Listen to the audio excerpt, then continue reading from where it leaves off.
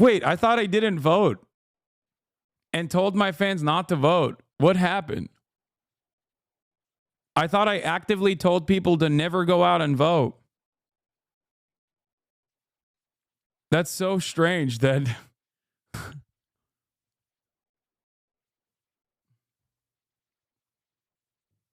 That's weird.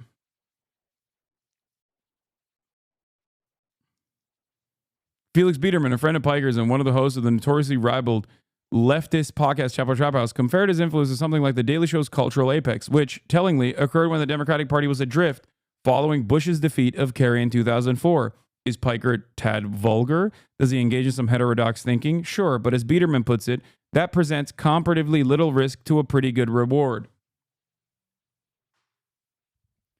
Piker's house is oddly quiet when he's not streaming. He's made the place into a palatial bachelor pad, all honoring his unique strain of bro-friendly progressivism. Bookcases pack Naruto manga next to revolutionary scholarship. An oil painting of Bernie Sanders depicted as leather-clad punk.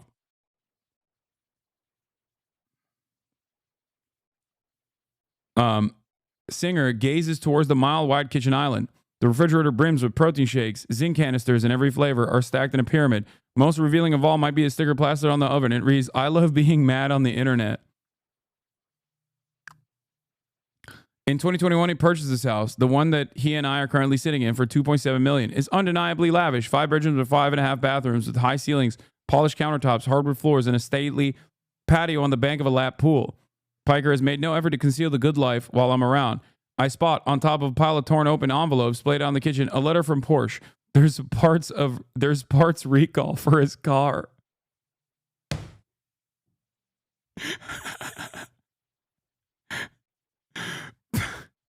Some 50,000 people pay a monthly fee of $5 to subscribe to Piker's Twitch channel, allowing them to tune into Piker's stream ad-free.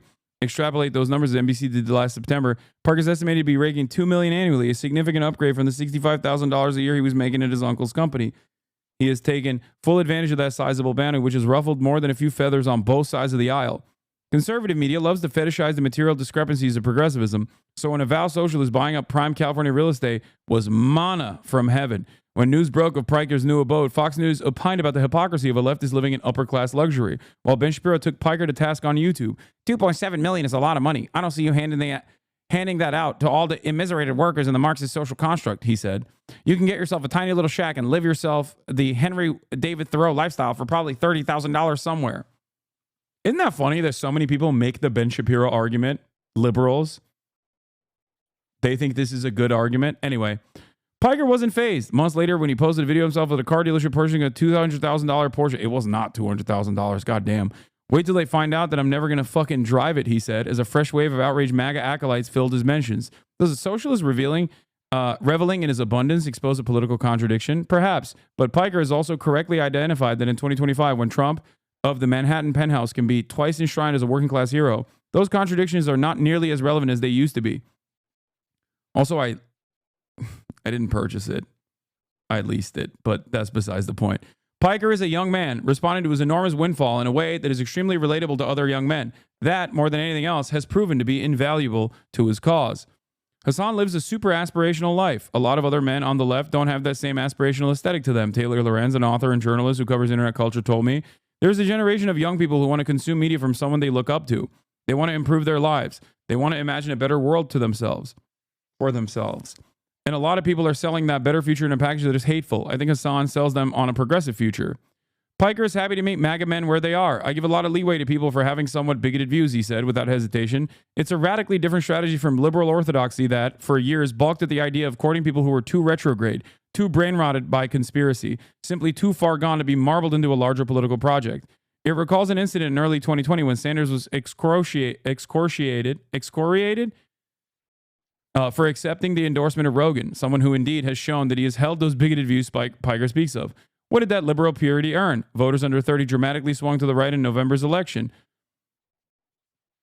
Young men in particular have been conquered by the Republican Party. 56% have voted for Trump in 2024, compared with just 41% in 2020. Piker argues for a different approach. A few weeks before we met, Piker spent a day filming content with a fitness influencer named Bradley Martin, who has 4.2 million followers on Instagram and who voted for Trump in November. Piker talked about housing justice and the vagaries of private healthcare on Martin's podcast. Then the two of them crushed 300-pound deadlifts at the gym. I think that's something a lot of political commentators lack in general, Piker said. They're not real human beings. What I do requires a tremendous amount of charitability from the audience. I speak in opposition on a lot of issues that people take for granted, issues that people have been socially conditioned to believe are the norm, and that the alternative is scary and dangerous. So people have to be open to hearing me out. It might make them more open-minded to my commentary and the way I see the world. Piker has reason to believe it's working. On the r/Hassan Piker subreddit, home to 151,000 Marxist Chads, there is a thread titled, "How'd you come across Hassan?" Some chime in to say they fell in love with his videos from the Young Turks or via a shout out from AOC, but scores more accredit Piker for either their radicalization or de-radicalization. An avowed centrist recalls being fearful of the stigma of socialism until he watched a video of a guy who was young, sexy, and strong, debunking a right-wing talking point on a systemic racism. They've swung left ever since. Another poster recalls going down a much darker path. They were watching Shapiro and Steven Crowder and found themselves sympathizing with white nationalist rhetoric. Over time, though, the poster began turning into some of Piker's non-political videos. They found his personality charming, and it slowly drew them into the movement. By the way, that led me to where I am today and where I'm a democratic socialist, they wrote. And I'm glad I started watching him before I could vote. Let me explain something to you.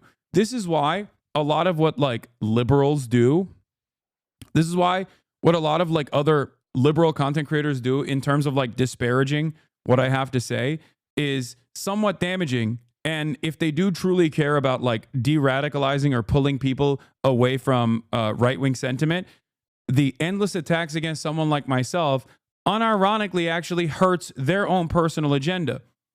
Okay? That's because they don't want to like address any of the things that I talk about. They just hit me on my persona or personality, and they constantly say I'm like a bad person over and over and over and over and over again, and constantly seek out like clips that they can cut to be like, this is a bad person, you shouldn't follow this person, and they make up lies. Now that, of course, 100% ruins the charitability that random people might have towards me if their first introduction to who I am is completely fucking well poisoned by some dude who unironically hates me and wants everyone that is paying attention to him to also hate me as well. It sucks. They keep framing your person, not your ideals, and there ain't even nothing personal to disparage. You're almost squeaky clean in that regard, unless most who point at you. Yes, but it doesn't matter, because even if I'm not the one who is creating the drama, okay?